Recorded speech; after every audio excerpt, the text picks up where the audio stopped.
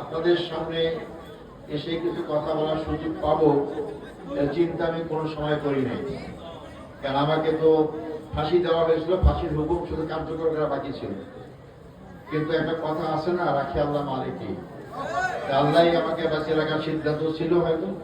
এই জন্য আপনারা যারা দোয়া করেছেন, দেশ বিদেশের আমার যারা সহকর্মী ছিলেন তারা সবাই দোয়া করেছেন এবং তার দোয়া আল্লাহ কবুল করেছেন।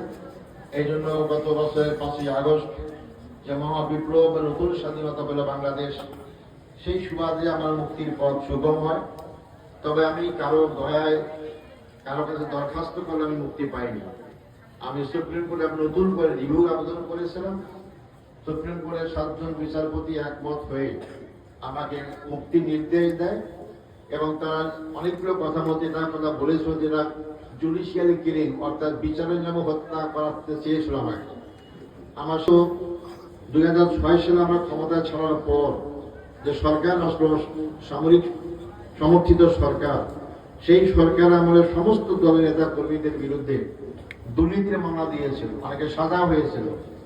কিন্তু জামাত ইসলামী কোন নেতা কর্মীর বিরুদ্ধে একটি টাকা আত্মসাতের মামলা কেউ করতে পারেনি। এমনকি আওয়ামী লীগ ক্ষমতা যখন আসে তখনও এই 2 জন মন্ত্রীর বিরুদ্ধে কোনো তহবিল তসরুপের অভিযোগ করতে পারেনি। অর্থাৎ এই 2 জন মন্ত্রীর সফলতার সাথে 2 জনই কিন্তু একদম ভালো আলেম, সারা বিশ্বে 100 জন মুসলিম স্কলারদের মধ্যে উনি 42তম ছিলেন। একটা ওয়ার্ড জরিপ বলা হয়েছিল, সেই মতুল নেতাকেও হত্যা করা হয়ে গেল, মোজাহিদ তো করাই হলো, 5 জনকে প্রাপ্ত করা হয়েছে। দিলার সাইদি তার সঙ্গে আমার কোর্টে যাওয়ার সময় দেখা হতো এবং তিনি আশাবাদী ছিলেন যে আমি আমার এই গলা যে আল্লাহ দিয়েছেন আবার জনগণের কাছে গিয়ে কোরআনের বাণী শোনাবো। আল্লাহ তাকে বাঁচিয়ে রেখেছিলেন, কারণ তাকে ফাঁসি দেওয়ার চেষ্টা করা হয়েছিল। কিন্তু দেলাওয়ার হোসেন সাইদি সাহেব শুধু ইসলামপন্থী লোকদের মহব্বতের চোখের মনিষ ছিলেন না, উনি এর বাইরেও অনেক মানুষের চোখের মনিষ, এমনকি হিন্দু মুসলমানদেরও তাকে ভালোবাসতেন।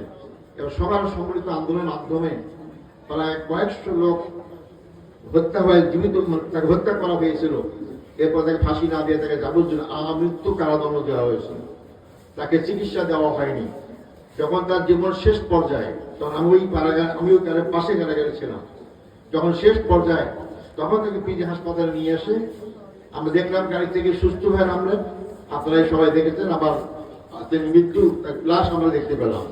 সংগ্রামী ভাই ও বন্ধুগণ, আমি যেহেতু প্রধান বক্তা, আপনার তার কথাই শুনতে এসেছেন এবং আমিও বললাম আপনারা শুনে যাবেন, কিন্তু ওইটা করবেন না যে বকা বললে বকে গেল আর শোনালে শুনেই গেল, এটা যেন আপনাদের কাছে না হয়। ভারতবর্ষ থেকে হাজার হাজার লক্ষ লক্ষ ভালো মাহফিল হয়, কিন্তু আমরা কয়জন এই জন্য ইসলাম কায়েমের লোক পেয়েছি। ইসলাম মানা আর ইসলাম কায়েম করা দুটো ভিন্ন জিনিস। ইসলাম তো আমরা অনেকেই মানি, আমাদেরকে আল্লাহর নির্দেশ মানতে হবে। আল্লাহর নির্দেশ না বলে আমরা জাহান্নামে যাবো। আল্লাহর নির্দেশটা কি? আল্লাহর নির্দেশ মাত্র 2টা। একটা আল্লাহ বলেছেন পজিটিভ, ইতিবাচক, তোমরা করো, নামাজ পড়ো, রোজা করো, হজ করো, যাকাত দাও, করতেই বলেছেন। আমরা কম বেশি আমরা মুসলমানের কাজটা করি।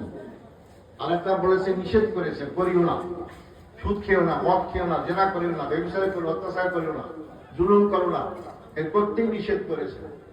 আমরা চাইলেও এই নিষেধের কাজ অনেকগুলো করতে পারি না। নামাজ পড়তে হয়তো আমাদের একটু বাধা দেয় না, যদিও 15.5 বছরে যাদের দাড়ি সুন্দর ছিল, যারা ফজর নামাজ পড়তে